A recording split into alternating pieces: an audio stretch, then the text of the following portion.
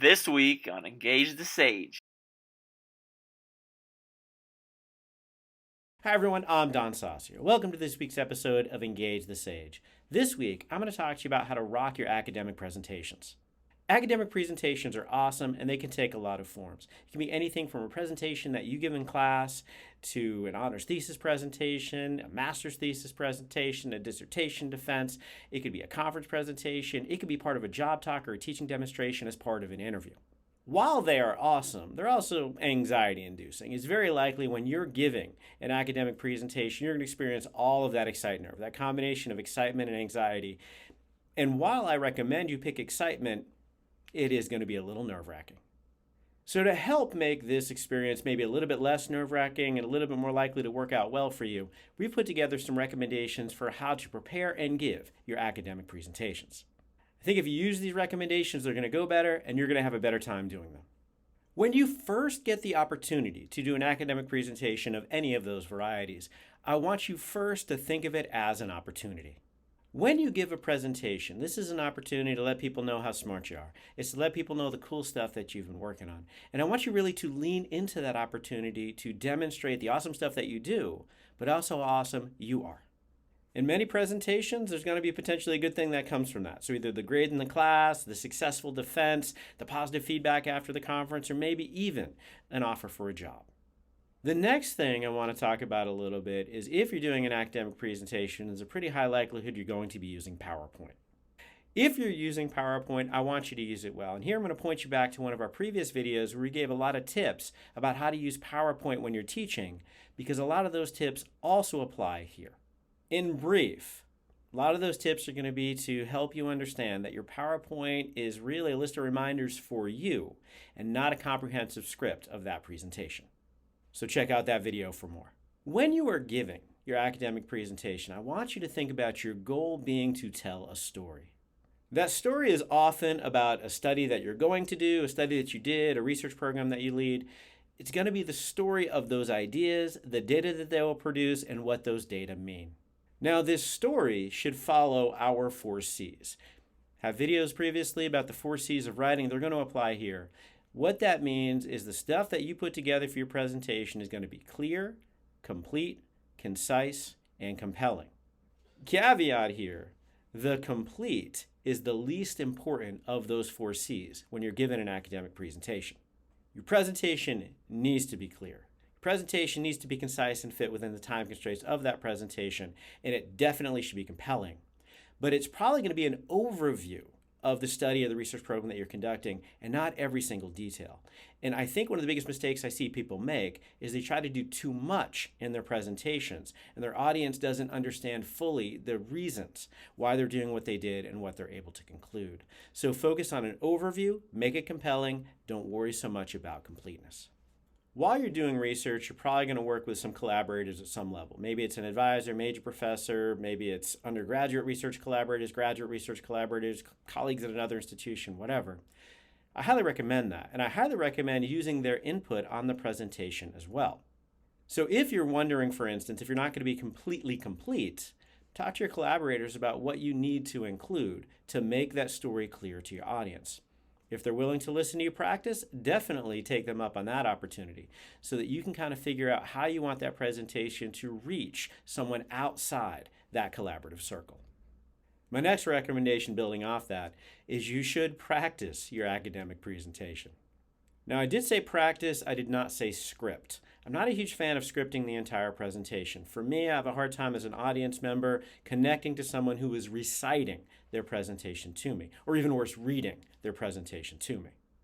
I do recommend you think through and maybe even script little parts of the presentation. Maybe the first couple things you're going to say, maybe that really awesome conclusion at the end, maybe a couple of the more difficult transitions. But I recommend you practice telling that story and making it conversational as part of your presentation. And I think your audience is going to thank you. Benefit for you. If you're telling a story, making it conversational, it's going to be easier for you if you miss a scripted point because you're not going to have any scripted points to miss. So one of the things that I found earlier in my career, if there's something I meant to say and I didn't say it or I didn't say it exactly right, it was hard for me to get going again.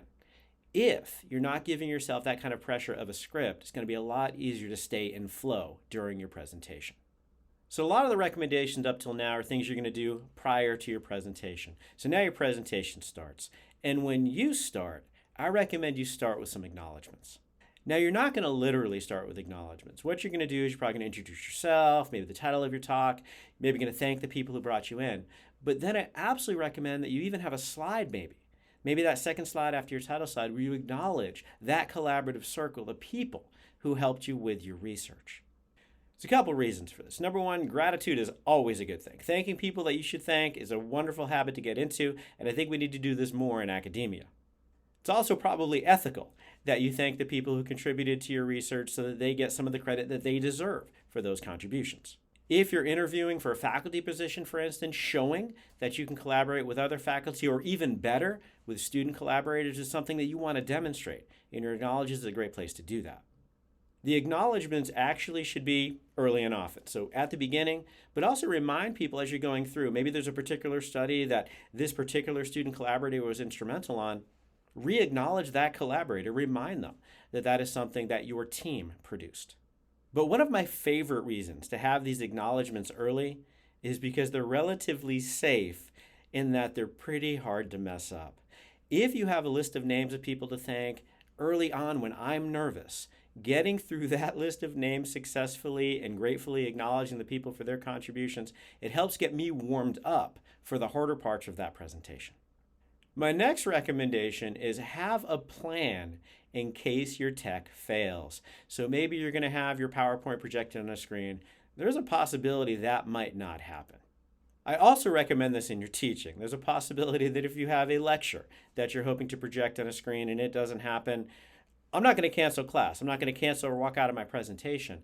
I'm going to have something else to help me. For me, maybe I'd have a printout of some notes. Maybe I'm going to have a hard copy of the printouts of those slides or something like that so that I can give that presentation off the cuff or using a whiteboard if I need to.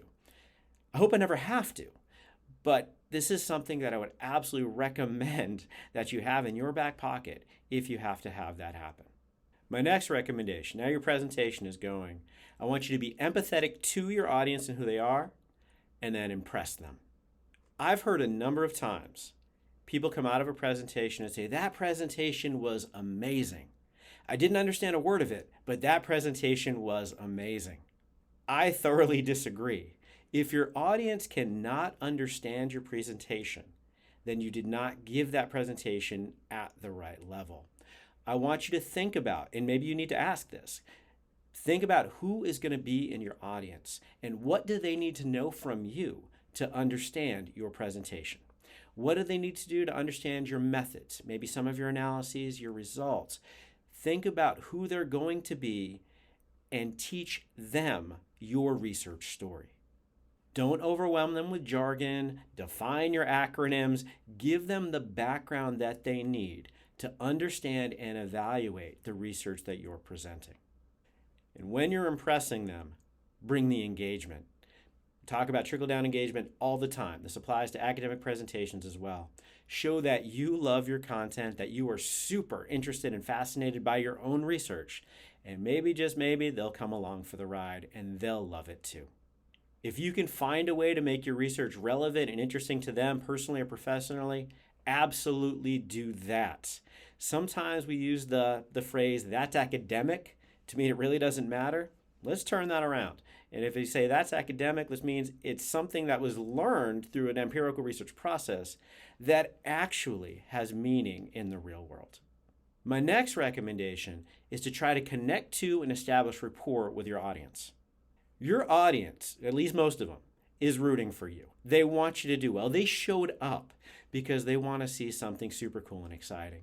So lean into that and try to connect with them and then create a story that they want to hear.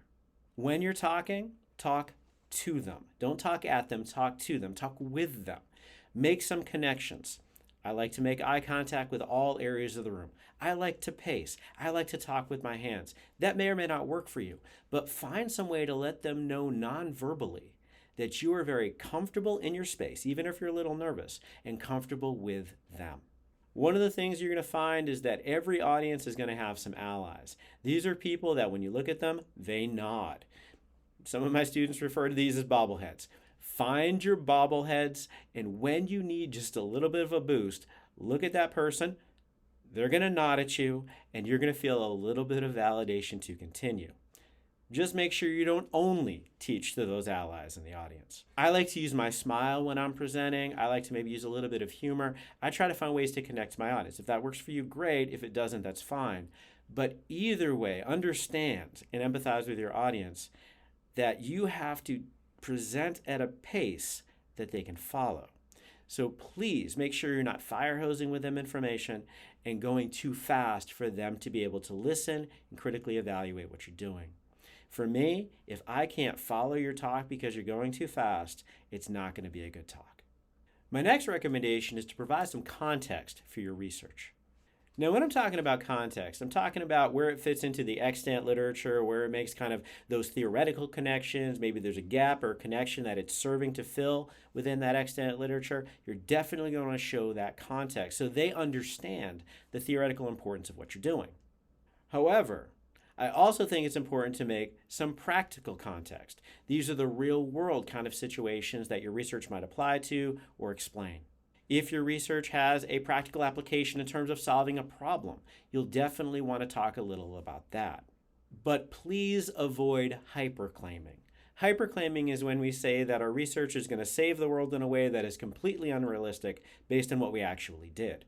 So for instance, if you did a project looking at stereotypes that people believe or acknowledge based on gender, saying that your research is going to end sexism in the world is probably a hyperclaim. So be careful not to make those.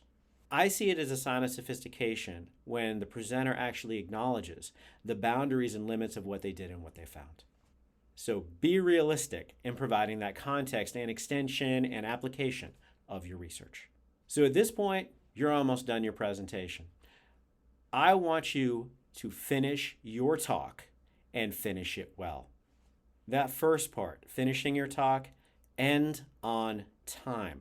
One of my biggest pet peeves as an audience member seeing academic presentations is when people run out of time or just shoot past that limit. That's inconsiderate of your audience and their time responsibilities. If there's another presenter coming after you, it's inconsiderate to them. So finish your talk on time. That might mean that you're going to have to practice your talk to make sure it's going to fit in there. It might mean that you're going to have to cut some stuff out when you're streamlining that talk to make sure that it is clear, concise, and compelling, and it'll maybe a little bit less complete. It also might mean you might want to tell your audience to save their questions till the end. And I'll get back to that in just a second. Because if they're asking you questions during your talk, it's going to be harder for you to manage the time and to end on time. Now, the second part of this recommendation is to end the talk well. I want you to stick the landing. I want you to drop the mic. I want you to end with a clear, compelling statement of the importance of what your audience just heard. I want them to leave with a soundbite from you saying, this was what I learned from this presentation. So my last recommendation has to do with those questions your audience might answer.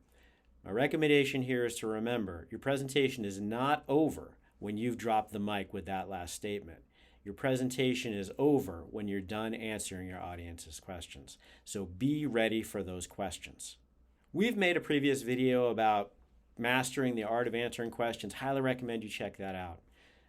I'm going to overview a couple of those points now. And the first of those is that when someone asks me a question, I engage in a 4-step process.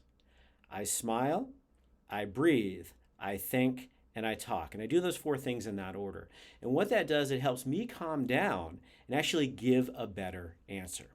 So I highly recommend that you put that as part of your procedure for answering questions. When your audience asks you questions in an academic presentation, it's probably unfair for them to expect you to know the answer to every single question. But what your answer should be to every question is, look how smart I am. Even if you don't have the knowledge answer, maybe that you don't have a fact, letting your audience know your experience, your thought process, how you would approach finding the answer to that question, I think is going to be a good thing. Saying I don't know in really smart ways is a skill that you can practice. And again, I'm going to point you back to that previous video to think about how to develop some of those skills. One of the things I've seen some of my colleagues do, and this is awesome, this impresses the heck out of me, is they'll actually sprinkle throughout their talk questions that they might want their audience to ask them. When they're talking about their methods, they might say something like, we also gave them this measure, and if you want to hear about the results on that measure, ask me at the end. You get to the question answer component, an audience member says, yes, please tell us about that measure. I've seen my colleagues go to a secret bank of slides that go beyond their last slide in their presentation and actually has these results laid out. So what happens is their 10-minute presentation became a 12-minute presentation because they seeded their audience with questions. The scariest part about the Q&A, the question and answer period at the end of an academic presentation, is you can't predict and control the questions that you're asked. If you seed your audience with questions, you can anticipate and prepare for some of the questions that they might ask you. One of the things I also want you to remember is a question is a compliment. It's basically saying that your audience, no matter how that question sounds, no matter how that comes off, no matter the demeanor of the person asking, they want to hear you say more. This is a compliment. One of the best compliments we can give someone is our attention. A question is even more than that. So see these questions as a further opportunity to share what you're doing with your audience and to impress them. So what I've just shared with you are lots and lots of recommendations to help you give academic presentations. I think if you use these recommendations, you're going to find your presentations are going to go better and you're going to enjoy them more. So get ready for them, enjoy them, and rock them. In the comments below, I'd love to hear any questions that you have about giving academic presentations, and I'd also love to hear any tips that you have about making our presentations excellent. Thank you for watching this episode of Engage the Sage. Please like, subscribe, sign up for notifications, share us on social media, and we'll see you next time on Engage the Sage.